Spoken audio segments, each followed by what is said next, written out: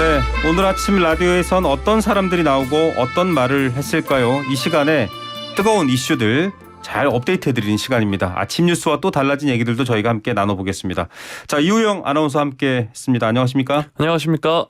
잠을 못 주무신 것 같아요. 아닙니다. 네, 잘 잤습니다. 자, 네. 오늘 준비한 내용도 역시 검찰 수사권, 기소권 분리에 관한 내용이겠네요. 네, 맞습니다. 검찰청법 형사소송법 개정안 이야기를 오늘도 첫 번째로 가지고 왔는데요. 네, 앞서 소개해 주셨겠지만 오늘 새벽에 이 민주당 단독 처리로 법사위를 통과했습니다. 네, 저도 새벽에 잠깐 잠에서 깼을 때 이 네. 내용을 확인했었는데 보고 내일도 일이 많겠구나라는 생각도 했었습니다. 맞습니다. 시시각각 굉장히 많은 변화가 있는 사안이고요. 어떻게 보면 안건조정위원회도 국회가 일방적인 독주를 막기 위해서 좀 선진화하자라는 취지였는데 그조차도 민주당은 좀 절박하게 강행하면서 뚫고 나간 상황이 됐어요.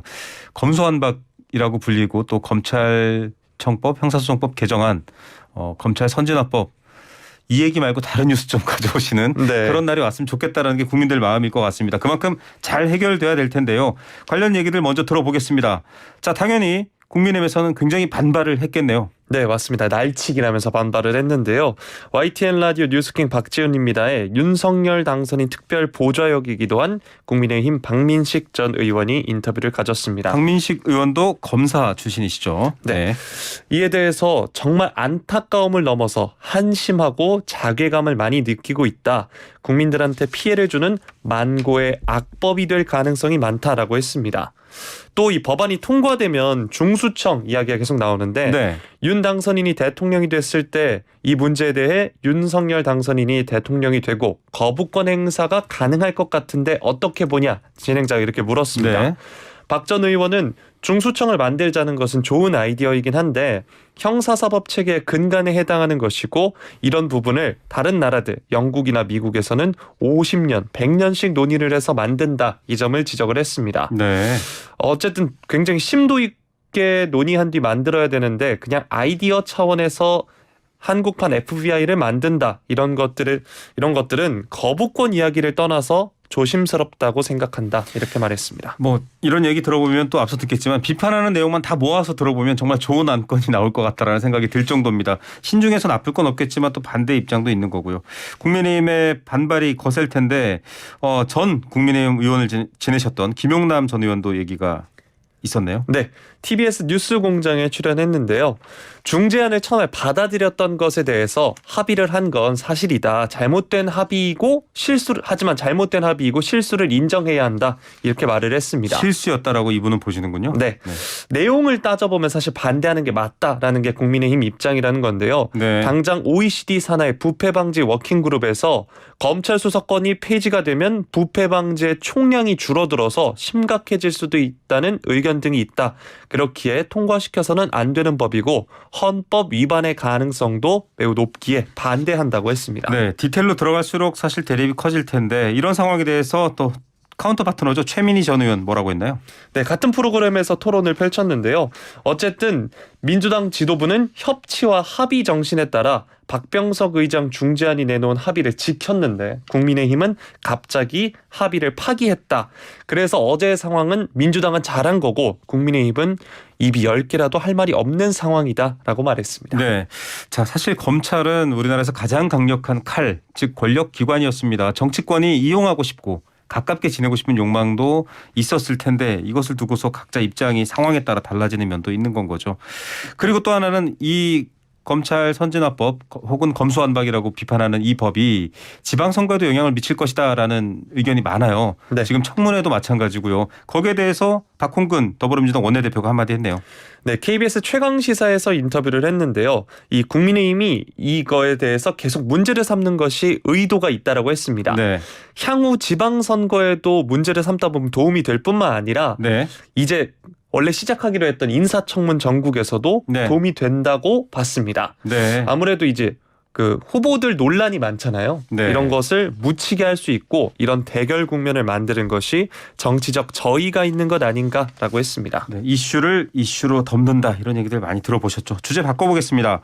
자, 문재인 대통령의 대담이 이틀 연속 반영됐습니다. 손석희 전 앵커와 했던 내용인데 오늘 탁현민 청와대 의전비서관 YTN 라디오에 직접 나왔네요. 네, YTN 라디오 뉴스킹 박지훈입니다에 직접 출연을 했는데요. 일단 이번 대담에 대해 대통령이 무척 만족하시고 네. 관저로 돌아갔다 이렇게 얘기를 했습니다. 네. 또 그동안 이제 둘러싼 의혹과 프레임들 적극적으로 공박하지 못했던 것들도 다 말씀하신 것 같다라고 했습니다. 네. 청와대 개방에 대해서도 한마디 했네요. 네, 이에 대해서 진행자가 물었습니다. 청와대 전면 개방에 대해서. 근데 탁 비서관은 이에 대해 임기 초에 이미 청와대 앞길을 개방했고 네. 또 여민관 실제 일하는 사무실을 제외하고는 다 개방했다. 또 뒷산들도 개방을 했죠. 그런데 뭘 개방할 수 있는지라는 생각이 든다라고 했고요. 네. 청와대 본 건물을 개방한다는 의미가 아니겠냐라는 질문에 대해서는 네. 과연 본관이나 상춘재 안까지 사람들이 들어갈 수 있나 생각이 들고 그렇게 들어오게 된다면 관리가 될까 하는 의문도 있다고 말했습니다. 네. 직접 또 그 안에서 일한 사람의 발언이긴 한데요.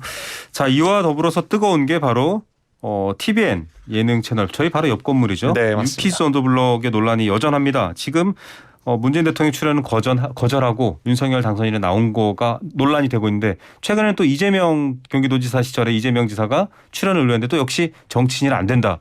그럼 도대체 윤석열 당선인은 정치인이 아니냐 뭐 이런 댓글들이 막 달리고 있어요. 네, 탁 비서관은 대통령이 손석희 아나운서와 1대1로 대담하는 그 즈음에 네. 당선인이 그 유퀴즈 프로그램에 나갔다는 게 상당히 공교롭다라고 했고요. 뭔가 좀 뭐가 있다 이렇게 지금 의혹을 갖고 있네요. 네, 물론 이런 제작진의 그동안 이제 청와대 측에서도 출연 의뢰를 했었고 그 당시 이제 제작진이 어렵겠다라고 했는데 네. 강권할 일은 아니다라고 생각한다고 했습니다. 네. 그리고 이번에 CJ 해명이나 답변에 대해서는 연락이 왔었는데 네. 관련해서는 얘기하고 싶지 않다라고 했습니다. 네, 뭐 방송사의 제작 자율권도 있는데요. 국민들한테 사랑받는 또 예능 채널인 만큼 잘 해명해서 오해가 없었으면 좋겠다라는 생각도 듭니다. 끝으로 짧게 취임식 얘기해 보겠습니다. 취임식을 취임식 만찬을 호텔에서 하네요. 네, 맞습니다. 이번 예산이 33억 1,800만 원 플러스 알파라고 하는데요. 네. 이 많은 분들이 저도 헷갈렸는데 신라 호텔에 있는 영빈관에서 취임식을 네. 한다는 겁니다. 네. 근데 이제 여당 측에서는 청와대에 있는 영빈관을 왜 안 쓰고 네. 신라 호텔 영빈관을 쓰냐. 그리고 예산 낭비 아니냐. 그리고 경험 문제도 있지 않냐. 라면서 네. 비판을 하고 있습니다. 수백 대 의전 차량이 오고 가는 문제도 있고요. 또 국회, 청와대 뭐 뿐만 아니라 오픈된 장소들 제 개인적인 생각이지만 코로나로 힘든 소상공인들의 제품이나 뭐 맥주, 음료 이런 것들까지 좀 구매해서 해주는 그런 모습이면 좋겠다라는 생각도 있는데요.